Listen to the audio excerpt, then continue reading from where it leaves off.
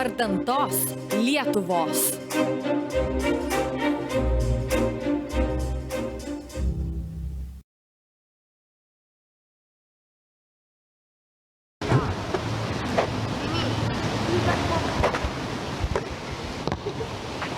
XXI amžiaus jaunimas, bravo, turi savo krepšinio herojų, kurie padeda jiems siekti savų tikslų, arba krepšinėje, arba gyvenime. Bet jų tėvai, aš esu tikras, arba seneliai galėtų jums papasakoti apie 20-ojo amžiaus lietuvių krepšinio pergalės.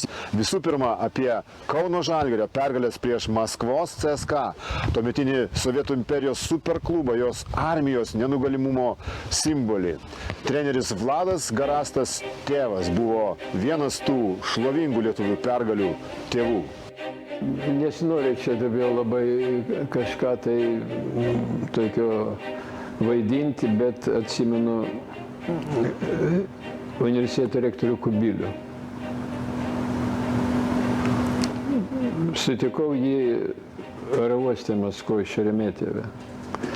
Sako, jūsų pergalės tai buvo sąjūdžio pradžia. Sako, jūs pradėjot viską. Norit, reikia pripažinti, kad taip. Vladas Garastas dar studijuodamas, būdamas žaidėjas, krepšinio pamokų gavo ir iš tarpukario Lietuvos krepšininkų, buvusių Europos čempionų kartos, kuri pratęsė aukštą krepšinio lygį ir okupuotoje Lietuvoje. Tuo laiku Žalgiris, Lietuvos krepšinis labai aukštai kotiravosi. Pavyzdžiui, ir 1951 metais Žalgiris buvo ir Tarybų Sąjungos čempionu. Bet 56 metais išėjo labai daug žaidėjų ir tada Žalgiris buvo nukritęs į 14 vietą. Aš gal turbūt reikia kokią tai įžangą pasakyti, kad būtų aišku. Į 14 vietą ir ieškojo trenerių. Vienas pabandė, antras, trečias ir atėjo mano žemietis Bimba. Jis buvo žemiškojo dėmesio dėstytojas, bet jis ir buvo krepšininkas. Geras, jis sukūrė naują komandą. Greitai paėmė žaidėjus gimusius kokiais tai metais, gali pasakyti, 42, 43, 45 gimimo Krupavlauskas, pavyzdžiui, buvo. Ir tik po 13 metų darbo užkopė į 3. vietą Sąjungoje. Matot, ką reiškia, kai nukrenti? Kiek laiko reikia, kad tu galėtum vėl atstatyti, ko netekai. Nu ir jis išdirbo 13 ar 15 metų ir mikroinfarktas ir taip toliau. Ir jis išėjo iš trenerių pareigų, išvažiavo Vilnių, dirbo universitete. Ten ir paėmė tai vienas, tai kitas treneris ir 79 metais Žalgiris užėmė 11 vietą, treneris buvo atleistas ir buvo pradėta ieškoti, kas gali dirbti. Aš noriu pasakyti, kad aš buvau 6. Tik tai. Visi, ką prašo, siūlo, visi atsisako. Ne, sako, iki čia, ne. Nu ką, 11 vietą, kaip prikelti iš numirusių viską.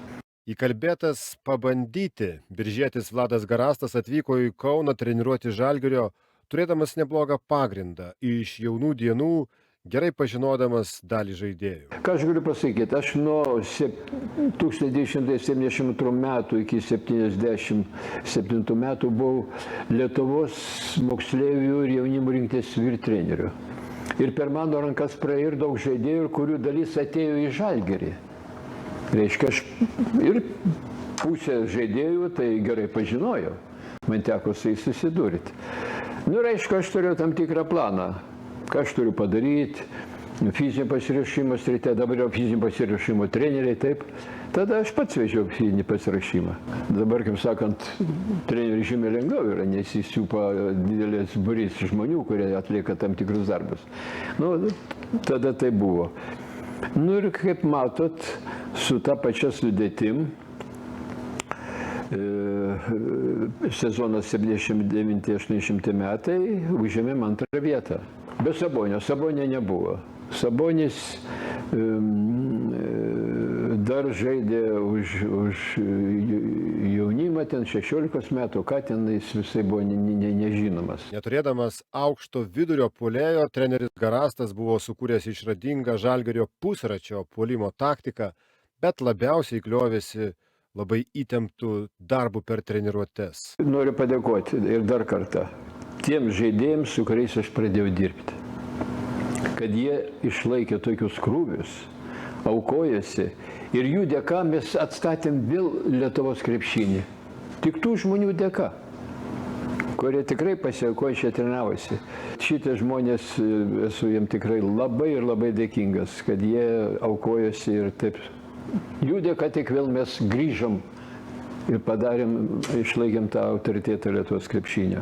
Pagrindiniai buvo Čivilis, vidurio puolėjas, buvo Jovaiša, buvo Arlauskas, buvo Linkevičius toks, auksinė ranka.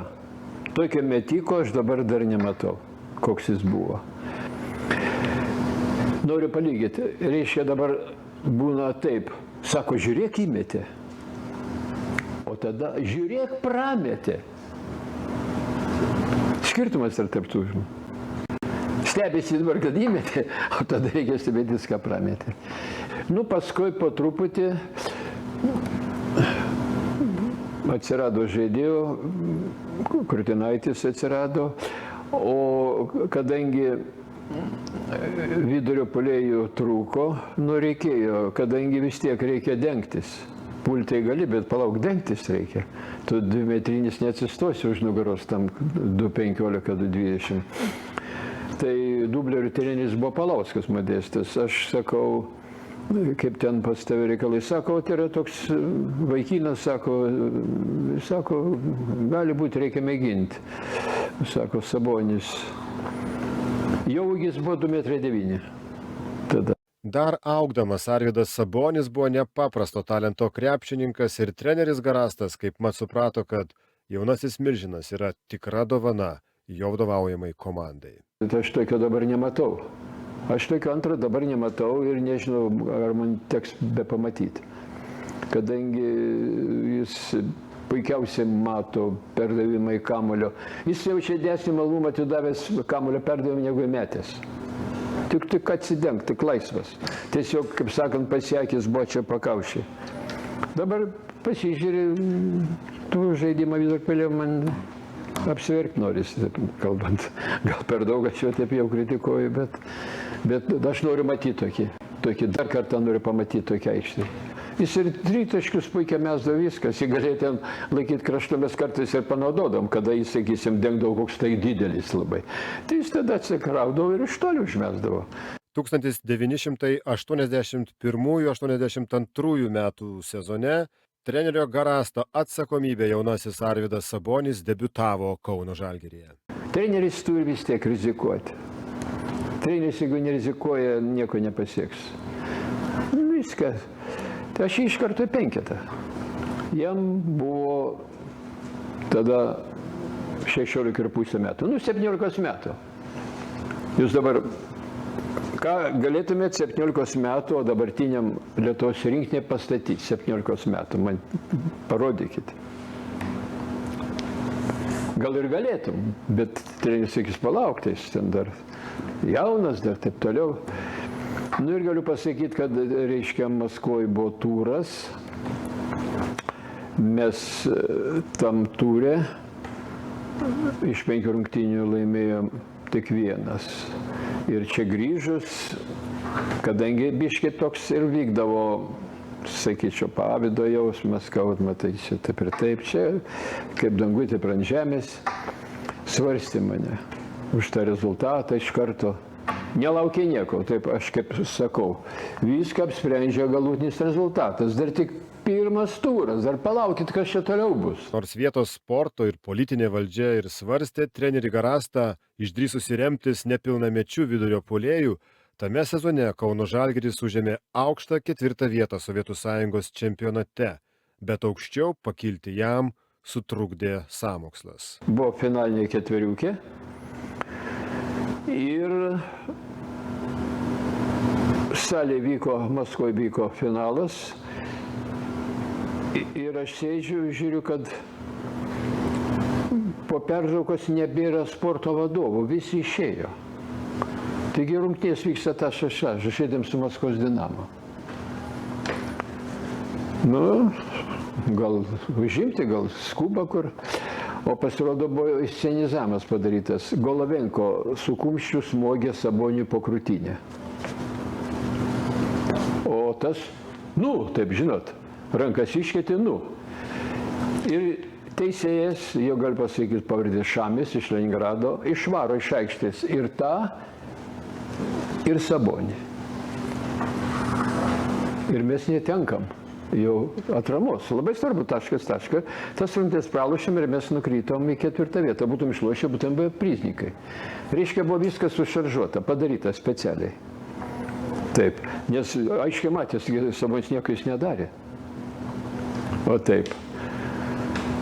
Nu tai čia po to ginčiai, sako, klausykit, jūsų Golovenko tai yra pėstininkas, o Sabonis pas mus tai yra karalius. Sako, jūs pėstininkai iškėtėt ant karalius. Sako, jūs sąmoningai viską padarėt. Tylė, ten nebekalbėjo nieko. Nacionalinė Lietuvos komanda Kauno Žalgiris prieš Maskvos CSKA laimėti turėjo labai nedaug galimybių, nes savo pergalėms pasiekti Raudonosios armijos klubo vadovai pasitelkdavo teisėjus. Baltarusija buvo vienas teisėjas, kuris man labai buvo atviras. Jo tėvas buvo partizanas ir buvo Tarybų Sąjungos didvyris. Jis nebijojo nieko. Jis laisvai kalbėdavo, žino, kad jis turi užnugarį, suprantat. Jis man sakydavo, kad CSKA treneris, pavardė žinoma, neminėsiu, konkrečiai sako, pateisėjausiai išvažiuosi Europą pateisėjauti. Teisėjas gali pagalvoti, jis bus atlygyta ten. Tai va taip. Bet sako, aš to neslaikiau. Buvo 2 sąžiningi teisėjai, reiškia, Estas Surkaskas, kuris pirmą kartą davė Gomeliškiui technišką, tai buvo, atrodo, žemės drebėjimo pradžia. Kaip išdrįso duoti technišką? Tas teisingai, labai teisėjas buvo. Maskvos Grigorjevas toks buvo teisėjas. Maskvietis, bet jis malonu. Žinai, kad tvarkoj bus. Ir dabar, reiškia, play-offam buvo renkami teisėjai. Tu pasiūlai ir jie pasiūlo. Tai. Ir tu gali pasiūlyti, bet gali to nebūti. Sakys, kad taip išėjo, o dabar šitai ten. Viską daro ten, taip. Tokie dalykai. Sovietų Sąjungos sporto vadovams nepatiko ne tik Kauno Žalgirio laimėjimai vidaus čempionate, bet ir tarptautinės jo pergalės. Net taip ir nori, kad tu ir laimėtum. Pasakysim, kada mes grįžom su Džonso taurė, tapom pasaulio klubų čempionais 86 metais. Mes atskridom į Maskvą, aš atėjau į Visangį sporto komitetą, į žaidimų skyrių. Maniau, kad man pradės veikti, tu žaibė rankų plot per petį. Žaidimų skyrius viršininkas sėdi, zdrasvyti. Nustebęs. Grįžo komanda tapusi pasaulio čempionu, tai reik ranką paspausti. Reiškia nemalonus dalykas, nepatinka. Suprantat? Žaisdami ne tik su priešininkais aikštelėje, bet ir prieš visą rungtynių organizavimo sistemą, žalgiriečiai jau 1983 metų Sovietų Sąjungos čempionate buvo per žingsnį nuo aukso. Kada lygiai einat, nereikia kažko labai padaryti, kad čia baisiai už galvų griebtis. Ten porą kokių gerų šilpūkų, ten protingų, taip toliau. Viską lemia, nes taip viskas eina ant svarstyklių, taip. Tai va, ir visi tarnauja ten. O taip buvo. Leningrado Spartakas labai gerai sugyveno su Maskvos Dinamo. Labai gerai sugyveno ir kada reikia atiduodavo rungtynės. Nes man buvo pasiūlymas, kad aš buvau treneris jaunas, kad tu prisidėk, padėsime čia tau, kai reikės, mum ir taip toliau. Aš griežtai sakau, ne, į jokias kalbas nesileidžiu. Nes vyko tokie dalykai. Pasiūlymas atiduoti rungtynės. Nu, tai jeigu reikės, tu atiduosi, kitais metais mes tau, gal supranti, taip vykdavo. Ir tas vyko, jie mums taip nušlifavo antrą, trečią sezoną, kol dirbau. Bet kada jau, reiškia, mūsų meistriškumas vis kylo, nu, atsirado Arvydas, suprantate, atsirado vidurio puolėjas, jau vis tiek. Žaidėm finale, bet noriu prisakyti, galima buvo laimėti, mes laimėjom rungtynės Maskvoje tada, bet pas save pralošėm 2 rungtynės. Bet bėda buvo ta, neturėjom labai patirties, o tuo laiku pasiruošimas buvo labai prastas tom finaliniam rungtynėm, kadangi Starošas filmą statė, Haliai, vis treniruotę reikia vesti. Vyrai dabar biškai atsiprašys, o dabar sustokit va šį, taip toliau, suprantat. Tai vėl sesutės Lietuvaitės kepurinę šoka, tai mokosi kaip medalių iškabinti ir taip toliau. Suprantat, blaško. Nu ir vis žmonės, nu tai viskas auksas, čia auksas. Čia baisu yra. Baisu. Bet šitą reikia pergyventi, kad gautum pamoką. Nu ir vat, tokiu būdu mes pralošėm 2 rungtynės. Pirmuosius aukso medalius Sovietų Sąjungos čempionate Kauno Žalgiris laimėjo 1985-aisiais, o po to dar 2 sezonus iš eilės. Bet Vladui Garastui labiausiai įsiminė 87 metų pergalė. 87 metų finalas, kada mes namuose pralošėm CSKA. 87 metais. Dėl ko pralašėm? Kadangi Gomельskis buvo pasiėmęs Sabonį į Maskvą gydyti. Kadangi reikia ruoštis olimpiniam žaidynėm, reikia jį gydyti ir taip toliau. Aš jam skambinu, ką tu darai, sako, sėdži ant taburetės ir mėto baudas gydyti. Ir dabar mes atvykom į Maskvą. 1-0 Maskvos CSKA naudai. Nu, reikia, kad leistų Sabonį žaisti. Tai prie Visuomenės sporto komiteto pirmininko Gramovo, pasimenu pavardę Gramovo, politikas, iš profesijos istorijos mokytojas, reiškia, prie durų sėdėm, nežinau, taip maždaug nuo 3-4 valandų, kad priimtų mus ir kad būkit geras, leiskit Sabonį žaisti už Kauno Žalgirį. Galite pagalvoti, koks baisumas. Žaidėjas, kuris treniravosi visą kitą, jie tvarko, kad tai jų. Bet buvo tokia mintis, palaukit, jo nebuvo, ten virš mėnesio su mumis, jau jie išlošia, tai palauk, nu gerai, nu tegu žaidžia. Ir kai mes atėjom jau, tai jau mūsų žaidėjai darė apšilimą, suprantat?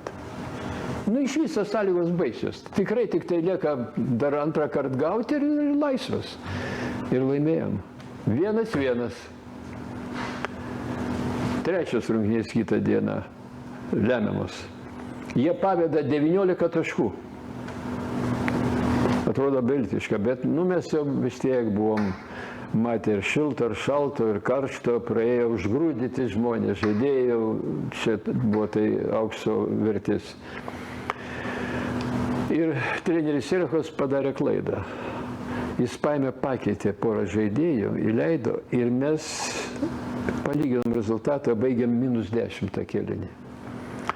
O per pertrauką apsikalbėjom ir nutarėm, kad mes čiupsim jos nuo galinės linijos ir spausim presingo. Ir viskas, ir tas pasiteisino. Išlyginom, persvėrėm ir turėjom 3 taškus. Ir likus 3 sekundėm Volkovas, kuris žaidė CSKA, tai ukrainietis, buvo, reiškia, atvežtas. Ir Tkačenka ten, reiškia, buvo. Iš toli, kaip metė, tokį per Sabonį, įsivaizduojat? Taukšt, 3 taškis, lygų, pratęsimas. Pratęsime sulušėm 10-0. Nu, toks dalykas, sakau, nežinau, kada matys ir kada tą gali patirti. Istorinis dalykas yra, įsivaizduojat, negaliu užmiršti tą momentą. Taip, tai vat, gali drąsiai sakyti, vienas vertingiausių tokių dalykų, kur atrodo kyšia visi kojas, kad tu tik nebūtum. Taigi visur kliūdė. Auksinis Kauno Žalgiris vėliau tapo nepriklausomybę iškovojusios Lietuvos krepšinio rinktinės pagrindu, o tiksliau beveik visa rinktinė, kuri olimpinėse žaidynėse Barselonoje iškovojo bronzos medalius. Iš 12 žaidėjų 10 buvo iš Žalgirio. 10 žmonių ir Žalgirio. Dabar įsivaizduoju, kad būtų Žalgiris 10 žmonių duotų į rinktinę. Tai didelis dalykas buvo. Iš kitos komandos buvo Marčiulionis tik iš statybos ir pas Drazdis. Taip, kad dėl to ir sėkmė matyti ir buvo, kadangi mes visi tiek metų žaidė kartu ir taip toliau, užsigrūdinę, mums buvo lengva. Ir aš, kaip sakau, yra žaidėjai, kuris tinka olimpiniam žaidėjim, yra žaidėjai, kurie tinka tik valstiečių Spartakiadai dalyvauti. Tai čia mūsų vyrai buvo tie, kur olimpiniam žaidėjim. Jie buvo su čempionišku charakteriu. Visą laiką buvo maksimum reikalavimas, kadangi visada kartodavau Napoleono išsireiškimą. Reikalauk neįmanomo, gausi maksimumą. O taip yra. Ir dėka to, pavyzdžiui, sakysim, būdavo, daleiskim, toks treniruotė, maži žaidžia prieš didžiosius. Nu, ten į vieną krepšį. Taip, žinai, tokie biški paįvarimai. Tai Sabonis jis žais tol, kol jis išloš. Jis nepaleis. Kad jis, pavyzdžiui, praloš, ten 1-2 partijas ir, nu, pralašim, kad tiek. Ne, viskas, einam toliau. Jis baigs tada, kai jau laimės. O taip yra. Trenerį Vladą Garastą Žalgirio vyrai meiliai vadino tėvu. Kokia buvo jo pergalinga vadovavimo komandai filosofija? Yra išsireiškimas, trenerio gyvenimas tai yra ištisinis mokymasis. Kad yra kiti, nu ką man čia aiškini, aš viską žinau. Nieko nežinai. Aš ir dabar nieko nežinau. Jeigu va tiek žinai, tai tiek nežinai. O jeigu tiek žinai, tai tiek nežinai. Tai toks dalykas yra. Ir vat yra valdymo būdai. Tokie 3 pagrindiniai. Yra autoritarinis. Kada baig kalbėti, man nepasakysi. Viskas, pasakiau šventą. Viską, baigiam. Yra demokratinis, aš prie to priskiriu. Yra liberalus. Kada nebe treneris vadovauja žaidėjai ten. Ne, treniruoti rytoj 9 val. Ne, kodėl 9? Ne, rytoj gal nedarom tada. Nu gerai, nedarom. Aš demokratinis buvo, bet būdavo kartais ir autokratinis, kada pasakai taip, jokių kalbų, taip. Bet turi būti su protu. Su protu. Viskas turi būti paremta kuo. Tai kodėl aš tą darau, kodėl į kalną bėgu 6 kartus, o ne 3 arba ne 12. Visi turi žmogus žinot, kada jis žino, dėl ko jis viską daro ir taip toliau, tada viskas kitaip yra. Ir tų trenerių tokių autoritarinių aš pažinojau. Tai ten reikia, šaukia, ten ir keikėsi, daleiskim, taip toliau. Nu vis tiek aš skaitydavau, kad toks dalykas yra. Aš pirmiausia žiūrėjau, kad visi mokytus, būtų aukštose mokyklose, žiūrėdavau, padėdavau. Toliaugi visi daugumas buvo vedę, turėjau vaikus. Tik ką aš ant to žmogaus turiu ten šukaliuoti, rėkuoti. Jeigu kokios pokalbis būdavo, tai aš jau vienas atskirai, ne prie visų. Nes išrikiuoju, pasatai, tu toks ir toks, matai taip ir taip. Blogai yra. Negalima šitaip. Tu žemini prie visų. Jis ir taip pat žmogus. Ir skaitau dėl to ir tėvas turbūt ir panašiai. Antrą kartą 20-ame amžiuje lietuviams nusimesti imperijos okupacinę valdžią padėjo ir neginkluota kultūrinė kova, taip pat ir sporto kova. Pergalės sporte padėjo lietuviams pasitikėti savo jėgomis, sukėlė pasididžiavimą tauta ir galų gale atvedė ir į politinio superfinalo pergalę kovo 11. Taigi Lietuvos laisvės kovų metraštyje yra ir taiklių metimų pergalės.